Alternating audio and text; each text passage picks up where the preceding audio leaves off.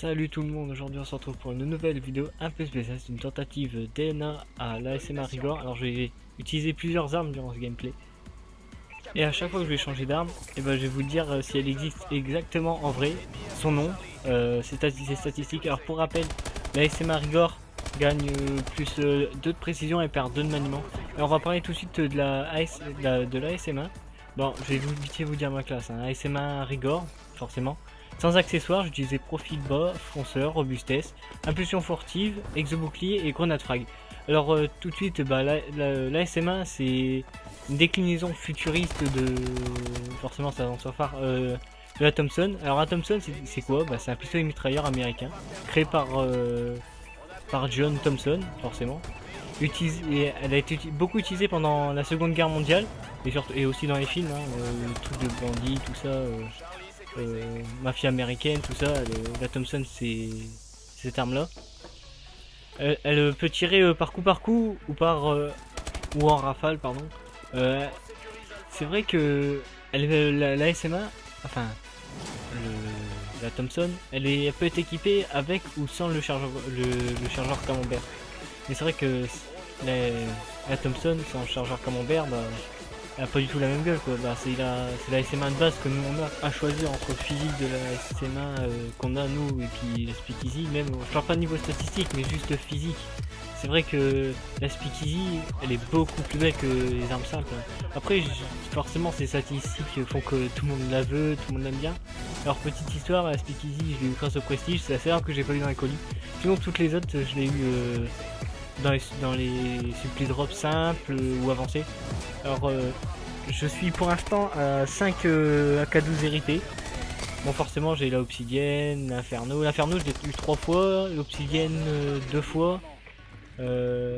La Strider, l'autre variante de la SM1, je l'ai eu... Je crois que je l'ai eu 2 fois. Ensuite la Sanity que je vais parler plus tard dans le gameplay, je l'ai eu aussi dans un colis, je l'ai eu une fois, pareil. Mais sinon j'ai le docteur aussi. Regarde, après je vous mettrai une petite vidéo de mon arsenal si ça vous intéresse. Alors au passage là, je viens de ramasser l'AK12. Alors c'est l'AK12 simple, avec un viseur. Puis là je ramasse aussi une Sanity. Bon alors je vais parler quand même de l'AK12. Donc c'est l'AK12 simple de base, sans rien dessus. Enfin si, il y avait un viseur laser, non viseur réflexe, parce que j'ai la chance de nom selon les Call of Duty, avec une poignée, à ce que j'ai pu voir. Alors l'AK12. La K12 c'est la dernière à être entrée dans la série légendaire des Kalachnikov. Alors pour ceux qui savent pas, la Kalachnikov c'est tout ce qui est AK-47, AK-74, donc du coup AK-12 aussi. Ça a été développé pour remplacer la dernière, la AK-74.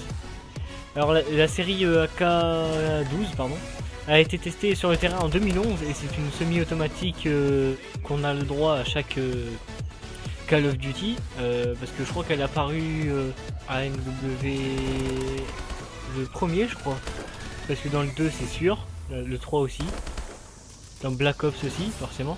Ouais je crois que c'est MW parce que j'ai pas le souvenir de les avoir vus sur World of War, enfin de l'avoir vu du coup. Alors je vais parler un peu de l'arme qu'on a depuis tout à l'heure, vu que j'étais en train de parler de la K12. Alors là c'est la HBR A3 plus précisément. Alors elle existe, c'est la Robinson Armement XR. C'est une arme aussi semi-automatique. Elle est disponible dans plusieurs configurations. Elle était disponible dans plusieurs configurations en 2002. Robinson Armement a également introduit chez les militaires, la police, l'armée, mais elle a ajouté pour eux un sélecteur de tir. On connaît tous le sélecteur de tir, on l'a subi sur Ashicom sur BO2. Alors vous avez dû forcément remarquer que j'ai eu l'HBR Ascenti. Je sais que j'ai beaucoup de chance. Alors pour la variante, elle a plus 1 de dommage, plus 2 de cadence de tir. Voilà, de toute façon je vais vous mettre la Sanity pour que vous puissiez la voir. Même si je sais que peut-être que vous l'avez, tout ça, mais je préfère quand même vous la mettre pour ceux qui n'ont pas la chance de l'avoir. Alors là je rejoue encore avec la K12. C'est à ceux qui me restent un peu de balles quand même. Moi là j'arrive à 20. Bon c'est déjà bien. Est-ce que je vais la réussir ou pas? Franchement même moi je sais plus. Enfin si mais je sais, mais c'est pour vous laisser un peu la surprise, tout ça. Et si je l'ai, je vais vous montrer une image à quoi ressemble la DNA quand elle arrive sur la map. Vous allez voir, c'est pas le logo qu'on a, c'est un truc spécial. Enfin, ça va vous dire quelque chose, mais j'étais surpris aussi quand j'ai vu que ça, en fait c'était la DNA qui arrivait sur la map. Je m'attendais à un genre comme dans MW2 où c'est la Moab qui arrive sur la map, ça explose. Mais quand j'ai vu ce que c'était, ce qui explose, et bah j'étais un peu dégoûté quand même. On va dire que quand on joue au mode de jeu auquel le logo, enfin l'objet ressemble, après ça fait un peu flipper de faire tomber par terre. Après vous savez voir de quoi je parle dans son gameplay. Alors avant que la mi-temps se fasse, j'ai ramassé la balle 27 avec le camouflage Crytek Yeti, enfin le camouflage blanc quoi. Alors la balle 27, c'est l'amélioration de la FN P90. C'est une arme de défense personnelle, conçue et fabriquée en Belgique, du coup les Belges, créée en réponse à l'OTAN. Alors l'OTAN c'est un organisme de l'armée en gros, qui demandait un remplacement du parabléium, je sais pas comment on le prononce, enfin une arme quoi.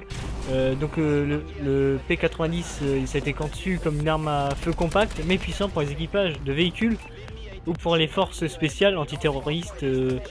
Voilà tout pour la balle 27. Alors là je viens de débloquer la médaille 25. Vais-je réussir à faire la DNA? Bah alors là j'ai ramassé il y a pas longtemps l'AK12 RIP. Enfin c'est pas la mienne, de toute façon vous voyez je l'ai ramassé donc voilà. Et puis j'avais dit que je prendrais plein d'armes par terre, ce serait la rigueur. Je vais lâcher à chaque fois parce que j'ai plus de balles, ouais, parce que je joue pas avec Pia. Alors là vous pouvez pas savoir comment j'étais en stress, même si je la débloque ou pas. Je stressais tout ça. Bon vous avez vu que je temporise ou je refais mon lacet dans le middle de Biolab. Alors c'est vachement chaud de rester là-dedans parce qu'ils peuvent arriver vraiment de partout.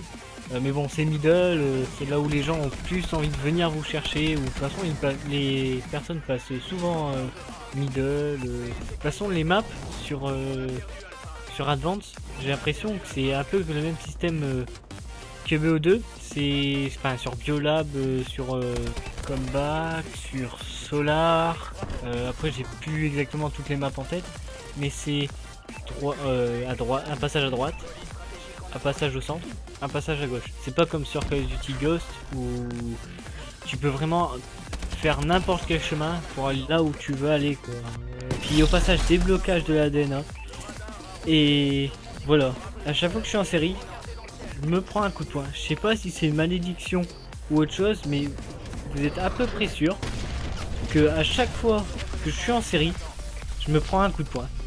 Là j'ai eu vraiment de la chance que je me prenne le coup de poing en ayant réussi à débloquer la DNA.